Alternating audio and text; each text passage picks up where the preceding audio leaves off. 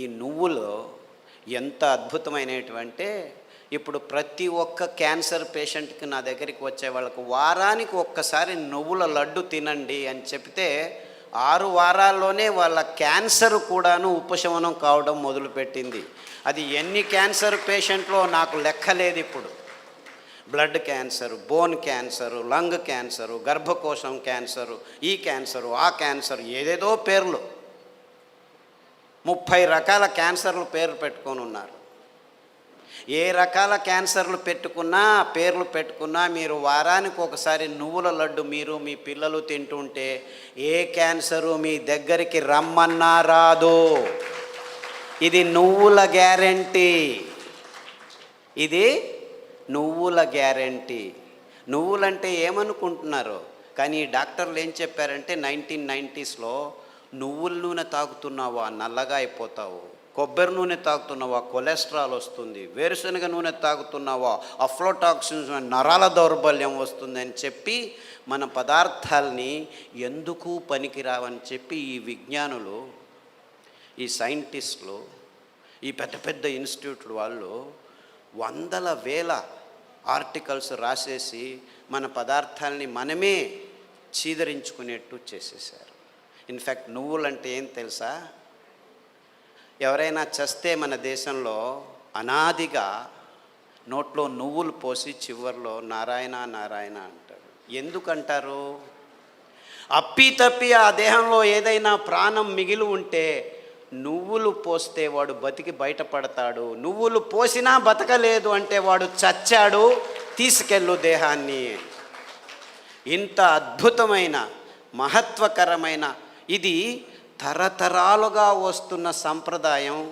దాన్ని మనం విశ్లేషణ చేసుకోకుండా, అంటే నువ్వుల్లో ఇంత మహత్వం ఉంది అని తెలుసుకోకుండా ఎవడో ఏదో చెప్పాడని చెప్పి నువ్వులు అదంతకదే 2 సార్లు మనం సామెలు కొర్రలు వేస్తుంటే అవంతకవే పెరిగేవి. ఇంత అద్భుతమైన పదార్థం.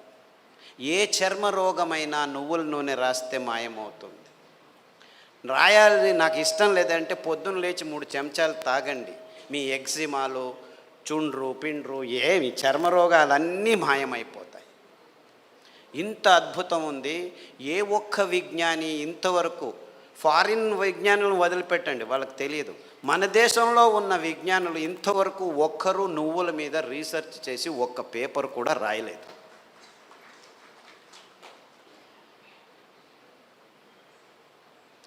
అంటే ఒక్కరు కాదు, వందల వేల మంది మైగ్రేన్ హెడేక్స్ ఉన్న వాళ్ళు ఈ నువ్వుల్ని, ఇంకా నేనేమి చెప్పట్లేదు మీకు, మరి నువ్వుల గురించే చెప్తున్నాను. చూసు, నువ్వులు ఎలా పెరుగుతాయి? ఊరికి అలా పారేస్తే పెరుగుతాయి. ఇంత అద్భుతమైన పదార్థం నువ్వుల నూనె. ఏ పార్శ్వవాయువు వచ్చినా, ఏ లక్వా వచ్చినా, ఏ నరాల దౌర్బల్యం ఉన్నా వారానికి 3 సార్లు మీరు నువ్వుల నూనె 2 చెంచాలు ఉదయం తాగితే మీ నరాల దౌర్బల్యాలన్నీ అలా మాయమైపోతాయి. పార్కిన్సన్స్, నువ్వు నా భార్యవా? ఎప్పుడు పెళ్లి చేసుకున్నాను నేను నిన్ను? మరుపు రోగం అంట అందరికీ, పార్కిన్సన్స్, ఆల్జైమర్స్. అంటే మర్చిపోతాడు వాడు వాడేవాడని తెలియదు వాడికి. అలాంటి రోగులు నా దగ్గరికి వస్తే, ఇప్పుడు అమెరికాలో అందరికంటే భయపడే రోగం ఇదే. వాళ్ళకి క్యాన్సరు, డయాబెటీస్ అంతా మామూలు అయిపోయాయి, బతకడం నేర్చుకుంటున్నారు దానితో. కానీ పార్కిన్సన్స్తో బతికేది, బతుకుతున్నానని కూడా తెలియదు వాడికి. ఇలాంటి భయంకరమైన రోగాలు వస్తే 1 వారం కొబ్బరి నూనె, 1 వారం నువ్వుల నూనె, 1 వారం వెర్రి నువ్వుల నూనె అని ఇంకొకటి ఉంది. వెర్రి నువ్వులని తెలుసా? దానికి పేరు ఎందుకు పెట్టారు వెర్రి నువ్వులని? నీకు వెర్రి ఉంటే ఈ నువ్వుల నూనె తాగితే వెర్రి కూడా బాగైపోతుంది. I'm not joking, I'm very serious. చాలామంది పిల్లలు బుద్ధిమాంద్యులుగా పుట్టి వెర్రిగా ఆడుతుంటే ఇక్కడ అక్కడ ఇట్లా చూస్తుంటే వాళ్ళకి ఈ వెర్రి నువ్వుల నూనె, కొబ్బరి నూనె తాపిస్తూ దానికి తోడు సామెలు అరికలు తినిపిస్తూ ఉంటే 3 నెలల్లో బాగా కూర్చొని నేను స్కూల్కి వెళ్తానని చెప్పి ఇప్పుడు 10వ తరగతిలో ఫస్ట్ క్లాస్ వచ్చిన వాళ్ళు 18 మంది ఉన్నారు నా దగ్గర. అంటే పెద్దవాళ్ళకు వెర్రి ఉన్నా కానీ ఈ పార్కిన్సన్సే బాగా అవుతుంది. రాసేదానికి కావట్లేదు, సంతకం పెడితే బ్యాంకు వాళ్ళు చెక్ను రెస్పెక్ట్ చేయడం లేదని వందల వేల మంది నా దగ్గరికి వస్తే, వందల వేల మంది, ఒకరు ఇద్దరు కాదు, ఈ అరికలు సామెలు కొర్రలు తినిపిస్తూ ఈ నువ్వుల నూనె, వెర్రి నువ్వుల నూనె, కొబ్బరి నూనె వారం వారం మార్చి మార్చి తాపిస్తూ పసుపు కషాయం, జీలకర్ర కషాయం, శుంఠి కషాయం తాగిస్తే 3 నెలల్లో సైన్లు చేస్తుంటే చాలా బాగుంది, ఎలా తయారయ్యారు మీరు అని బ్యాంకు వాళ్ళు అడుగుతున్నారట. అంతకుముందు నోటరీ సర్టిఫికెట్ని తీసుకోవాలి, ఈవిడే సైన్ చేస్తుంది కానీ సైన్ చేయలేకపోతుంది, డాక్టర్ సర్టిఫికెట్ తీసుకోవచ్చు. ఇలాంటి కేసులు వందలు ఉన్నాయి. కారు నడుపుతూ ఇప్పుడు హ్యాపీగా వెళ్తున్నారు 70 years పార్కిన్సన్స్ డిసీజ్ వాళ్ళు. అంటే నేను క్యాన్సర్ గురించి చెప్పట్లేదు, that is such a silly problem,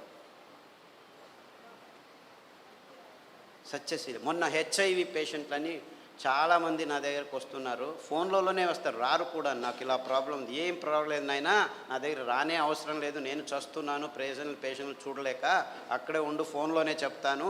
ఈత ఆకు కషాయం, బిల్వాకు కషాయం, గరిక ఆకు కషాయం, బిల్వాకు అంటే మారేడాకు అంటారు, కషాయాలు తాగండి. దానికి తోడు వేరుశెనగ నూనె. వేరుశెనగ ఆ గులాబీ రంగు చిప్పలో రెస్వెరట్రాల్ అని ఒక అద్భుతమైన పదార్థం ఉంది, ఇంకెక్కడా లేదు ప్రపంచంలో. ఆ వేరుశెనగ చిప్ప, ఆ గులాబీ రంగు ఉఫ్ అని ఊపేసి లోపలికి తింటామా, అది మందు, ఇది రోగం.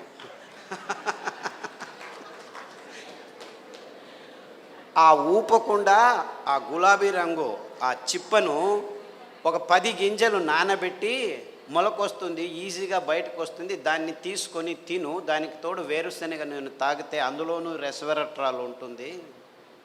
సో వేరుశెనగ నూనె, కొబ్బరి నూనె, తర్వాత అరికలు సామెలు తినిపించి కషాయాలు తాగిపిస్తే 3 వారాలకు ఒకసారి డాక్టర్ దగ్గరికి వెళ్ళి మందులకు 3,000 నుంచి 6,000 రూపాయలు ఖర్చు పెడుతున్న వాళ్ళు ఇప్పుడు 3 నెలలైనా డాక్టర్ దగ్గరికి వెళ్ళకుంటే డాక్టర్ ఫోన్ చేసి ఏమి రావట్లేదే అని అడుగుతున్నారు.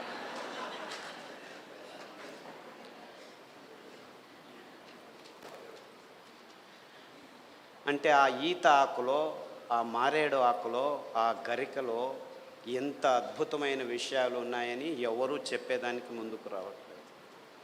వందల మంది. సో నాకు ఎక్కడ లేని సంతోషం. ఈ అరికల్లో, సామెల్లో, ఊదుల్లో, కొర్రల్లో, గ్యాంగ్రీన్ పేషెంట్లు అది ఎంతమందికి బాగు చేశానో నాకు లెక్కనే లేదు నాకు. I have no count.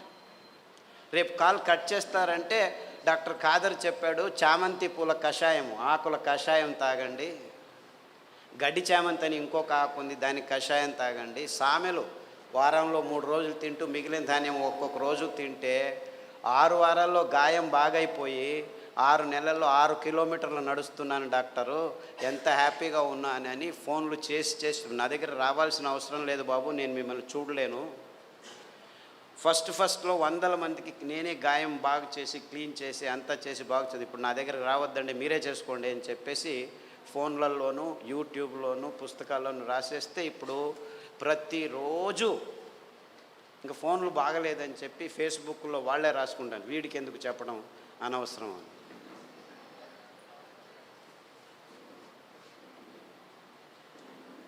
Things are very simple actually. కానీ ఈ ఎకనామిక్ మోడల్లో మొత్తం ప్రపంచమంతా జీవనం చేస్తుంది. విజ్ఞానం కూడా ఎకనామిక్ మోడల్కి వచ్చేసింది. ఎంత భయంకరమైన అసత్యాల్ని వైజ్ఞానం అని చెప్పేదానికి పాలు అనే ఒక పదార్థమే చాలు. పాలంటే ఏమిటి? ప్లాస్టిక్ సంచుల్లో 10 రోజులు కోల్డ్ రూమ్లో పెట్టి హోమోజినైజ్ చేసి పాస్చరైజ్ చేసి చిన్నపిల్లల నోట్లోకి ప్లాస్టిక్ బాటిల్లో ప్లాస్టిక్ నిపుల్స్తో పెడుతున్నది పాలనుకుంటున్నారా మీరు? పాలంటే తల్లి తన స్తనం నుంచి నేరుగా పాప నోటికి అందించే అద్భుతమైన అస్థిర పదార్థం. అంటే నేరుగా ఇంకా మధ్యలో ఏం ఉండకూడదు, నో ప్రాసెసింగ్, నథింగ్. అది మనిషి కావచ్చు, ఆవు కావచ్చు, పులి కావచ్చు, ఏనుగు కావచ్చు. పాలు నిర్వచనం ఇది. కానీ విజ్ఞానం పుస్తకాల్లో ఏం రాసుకుని కూర్చున్నాం మనం? పాలు పరిపూర్ణ ఆహారం అని అందరూ పాలు తాగడం మొదలుపెట్టారు.